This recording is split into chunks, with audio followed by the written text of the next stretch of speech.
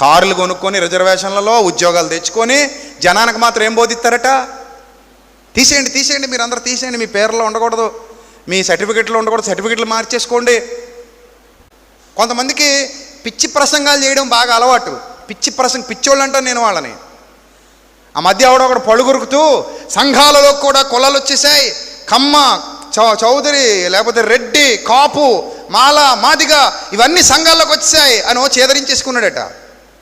ఆ తర్వాత ఒకళ్ళు లేచి వచ్చి అడిగాడు అతని దగ్గరికి వచ్చి, సార్, అన్నయ్య గారు, మీరు చాలా బాగా ప్రసంగం చేస్తున్నారు, మీరు వాడుతున్న కారు ఎలాగొన్నదండి అని అడిగాడట. నాలుగు కొలికేసుకున్నాడట వెంటనే. ఎందుకంటే అది ఎస్సీ కార్పొరేషన్లో కొనుక్కొచ్చింది. అది ఎస్సీ కార్పొరేషన్ కోటాలో కారు కొనుక్కొచ్చి సిగ్గు లేకుండా ఇలాంటి ప్రసంగాలు చేస్తున్నావా అన్నయ్య అని అడిగాడట కింద ఉన్నాడు.